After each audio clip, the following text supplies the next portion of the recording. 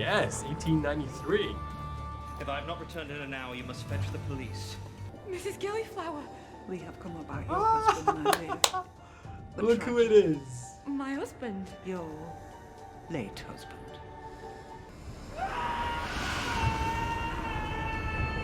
Yeah, about that. Thank you for agreeing to this meeting. I'm told you're the investigator to see if there are strange goings-on. I read of Yes! Another victim of the Crimson Horror, I believe. So it is claimed. Good grief. Oh, gosh. Now he clocks it. I think, madam, that we'd better make plans to head north. What'd you see? Ooh. Oh my.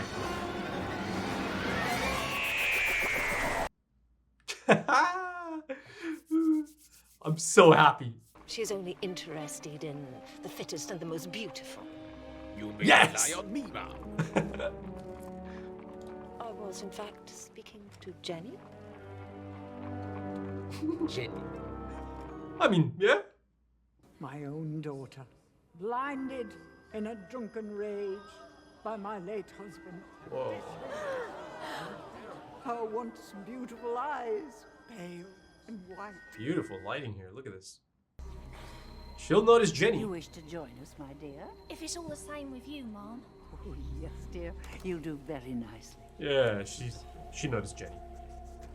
Ooh, the If score. our stratagem succeeds, Jenny will infiltrate deep into the black heart of this curious place. Great makeup. The photography really is top notch, right? In the recent series. I mean, it begins in series 5. You see the dramatic shift. I travel from London expressly to see Madame Vastra. Ah. If you'd be so kind as to announce me, my good man. Who shall I say is calling? Oh, he's gonna drop again. Ah. It asked Sounds like for Sherlock. data, and then it fell over. Casualties can be kept to perhaps as little as 80%.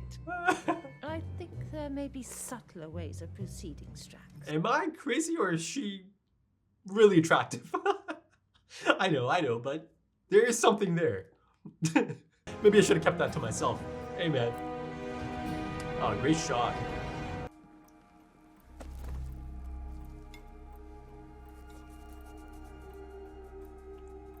Okay, interesting. Ooh. The monster, eh? Is the monster someone I know? Is that... It is, isn't it? Doctor! Yes! What happened to you? Okay, I guess you can kind of overturn it if you go into one of these. And out comes...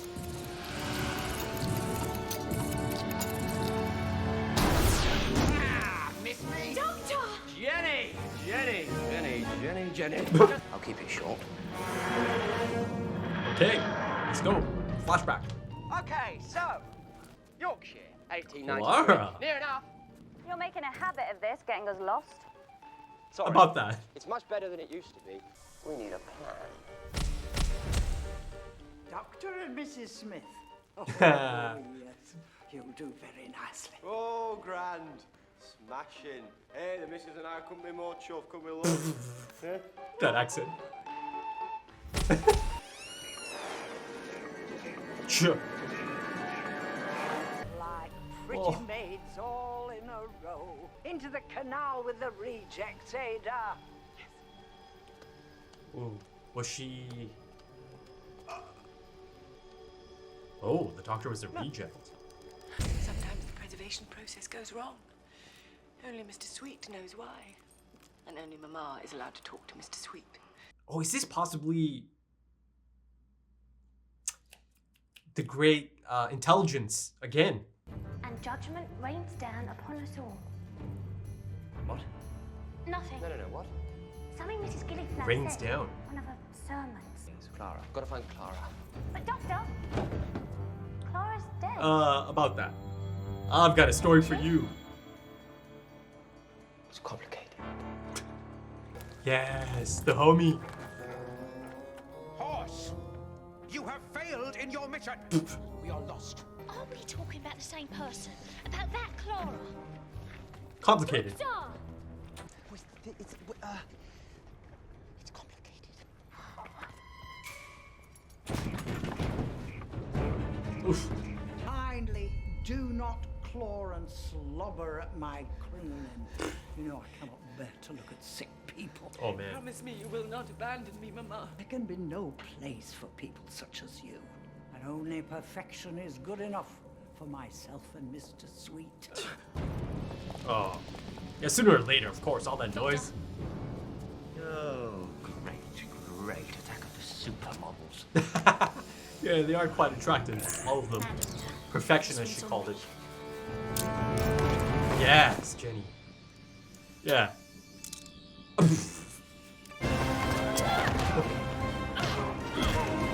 Okay. That is a plan.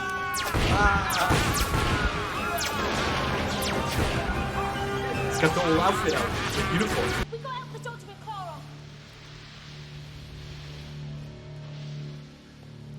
Long story. I know who you think she is, but she isn't. She can't be. I was right then. You and Clara have unfinished business. Judgment rains There's the down. poison. It's you, my monster. You've come back, but you're... Warm and alive. Thanks to you, Ada. You saved me from your mother's human rubbish tip. I'm a friend. A friend of his. Then you are fortunate indeed. It isn't good to be alone. Symbiotic, you might say. Oh, wow. I did not expect that. I mean, yeah, the salt, but kind of goofy. I was thinking it's a great intelligence again. In the wrong hands, that venom could wipe out all life on this planet. Do you know what these are? The right hands? Or the wrong hands? The wrong hands. Yeah. Right hands from her perspective, I suppose. And that is exactly the thing she's trying to accomplish, right? Will explode high in the atmosphere, raining down Mr. Sweet beneficence onto all humanity. The child is of no consequence. Is that why you experimented on her? Experimented. The signs are all there, the pattern of scarring. You used her as a guinea pig, The didn't first. God. Oh. You perfidious hag! You served, you looked after, you doesn't count for nothing! Nothing at all! Oh. No. My child. Hold on, the leech. You've always been so very Gullible. useful. Ah. Oh, Mrs. Gilliflower. Please, Mama, no more. Strax? Shoot it down. Die, you freaks. Die! Die! Put down your weapon, There you go. female. Forgive me, my child. Forgive me. Yeah. Right, London. We were heading for London, No, weren't we? I don't want to say goodbye to Any them. particular reason? No, just thought you might like it. Have you had enough of Victorian values for a bit? You're the boss. Am I? No, get in. She's so cheeky. I love it.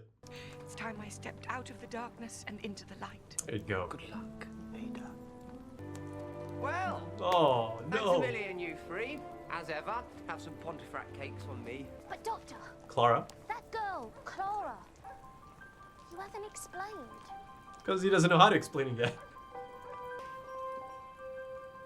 No. I haven't. Hey! Back home for a check-in. The boss. Yep, that's me. Yeah. Oh, okay. Dropping it off for a bit. Set up for the next episode, perhaps?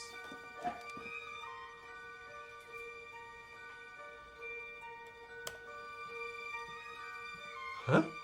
It's It's you, isn't it? It's from the 70s, but it's definitely you. Of course it's not. Someone who looks like your boyfriend. Is he an alien? Why would he be an alien? The chin. And the time travel. That's not right. You're in Victorian London. No, I was in Victorian Yorkshire. How come you didn't tell us? Slipped up. That's so cool. We'll have to tell Dad that our nanny's a time traveler. This is an interesting approach. Okay, episode 11. Now, before I kind of give my thoughts on that ending, I kind of wanted to talk about this Disney money that's coming in now, right? Of course, the new Doctor has been announced. There's a lot of excitement, a lot of hype building up, and one of the big things that's coming out of all of this is that Disney Plus is going to show that season or that series of the Doctor once the new Doctor comes in, right? So my point in all of this is the Disney money, right? In the comment section of the Snowman, right? As you know, I really quite enjoy this crew. And once again, it was one of the standout parts of this episode, of course, to see the three of them again, right? They are just fantastic to watch, right? Together as individuals. I mean, I'm so annoyed that that spin-off didn't happen, right? Around that time, because it kind of does feel like it might be a bit too late now. Though, that being said, maybe some of this Disney money could change things, right? Maybe they do start exploring some of these possibilities. Maybe, perhaps they'll have a look at that new season or the new series that does air on Disney Plus and see how it performs. And then maybe they'll start leaning into potential spin-offs. Who knows? But, it is quite niche, isn't it? And it is going to depend on the demand for all of that. So I don't know how likely it might be, but yeah, I think it's so sad that the spin-off didn't end up happening, right? Again, it's understandable as well in terms of budget constraints, right? To be able to allocate like a totally different budget to a totally different show, right? From Doctor Who as well. But honestly, the Paternoster gang, I hope I'm saying that right. Paternoster. I'm sure I butchered it. They really are one of my favorite parts of Doctor Who. So to see them again in this episode, it's a treat, absolute treat. And the thing is, a good portion of this episode actually felt like a Doctor Light episode, right? Because the Doctor and Clara end up being a part of that mystery itself that needs to be solved, right? Their disappearance. I was actually hoping for an entire episode that might have been just them, right? Just them in their element in that time era. But of course, after a certain point, the Doctor is certainly in the episode. I mean, the moment he kind of makes his appearance or returns to action after kind of, switching over from his illness, his paralysis, yeah, he certainly takes over. Yeah. But yeah, up until that point, I was loving it. I was really loving it. You see that Jenny is the one who takes center stage this time. And I certainly love that aspect of it as well, because she is just fantastic as well, right? Each one of them is so unique and so lovable, right? And to see Jenny take center stage this time, kind of take the lead this time, it was great. I thought it was a great choice, right? A lot of great moments for Jenny, and she was actually integral to kind of cracking some of the big mysteries of this big mystery that is at the heart of this this period piece that I really enjoy.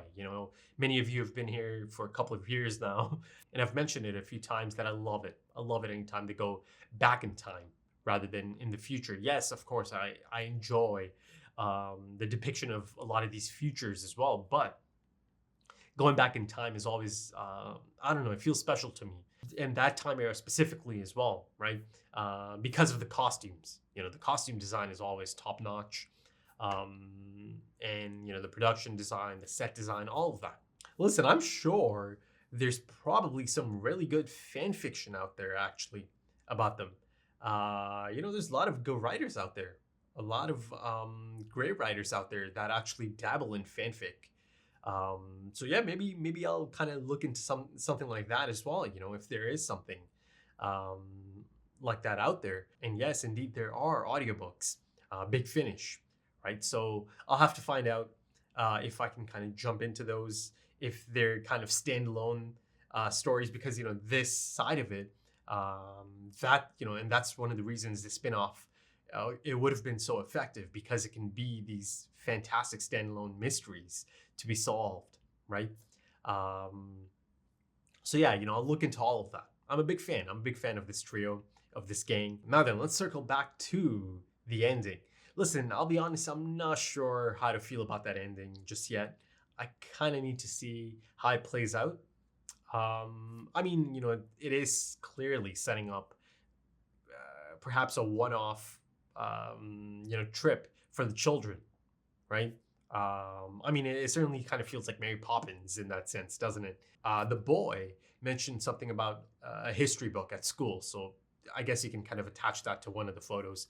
But, you know, there's a few of them. And, you know, the interesting thing here is Clara has now seen another Clara that she does not recognize, right? Yes, it looks just like her, but she doesn't recognize that, right? She doesn't recognize being in that costume or in that outfit, right? Because that's a Clara from the Snowman, because that's the last iteration of Clara, right? So that is certainly something interesting there, right?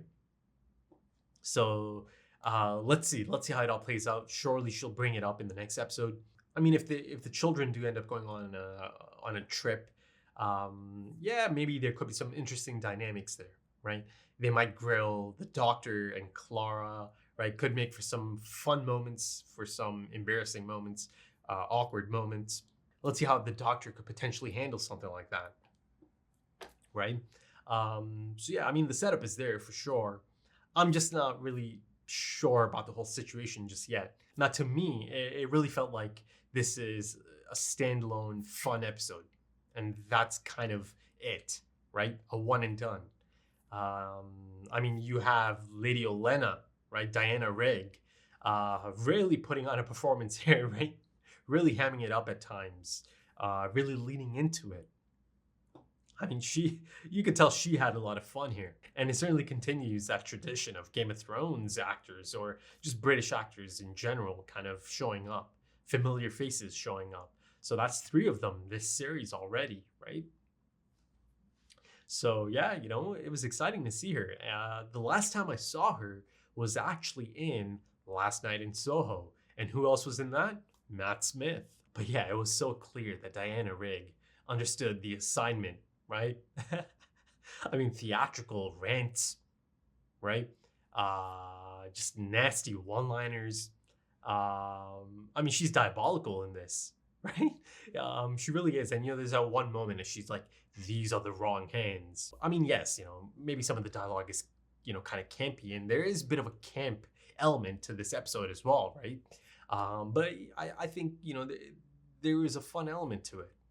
And, you know, Diana Rigg commits to it. I mean, she is just full on survival of the fittest, right? And of course, it kind of brings in a bit of that religious subtext again through some of her ultimate goals, right? It happened a few episodes ago as well. The Rings of, I'm not going to try to say it, but you know the episode, right? That had some religious subtext built into the narrative as well. But I must admit, you know, the big reveal of Mr. Sweet, yeah, that just ended up falling flat. You know, they built it up so much so that I'm starting to think it might be a return for the Great Intelligence. And of course, you know, there is that Clara mystery aspect of it all, because people like Jenny, yeah, you know, she is quite baffled. And of course, all of them are really quite baffled about this because they saw that Clara and they saw her die. Maybe Strax is the only one who doesn't really care all that much. But that, you know, that makes complete sense for Strax, doesn't it? Yeah, you know, complicated, long story, all of that. Doesn't really move it along, but it certainly leans into, oh yeah, you know, it's this mystery that just does not make sense. And you know, as established, this is something really unique, rare for the Doctor to not know something. He's so used to just having all the answers, being able to figure things out, right? If he puts his mind to it. Not this one. This one's really, it's a doozy. It's a doozy. You know, there's only 2 episodes to go now. So I'm guessing perhaps by the finale, you know, episode 13, I might get something concrete on that end. Because, you know, over the last few episodes, it is kind of feeling like that Clara is being held back deliberately in terms of the writing as well, right? Until this big reveal happens. Or to kind of facilitate the mystery element of it, right? Because I think it is by design that you're not really able to completely understand Clara just yet, right? It kind of puts us in the same boat as the Doctor. And to end it off, let me kind of focus on perhaps one of the best parts of the episode, Ada. I thought she was a fantastic one-episode character.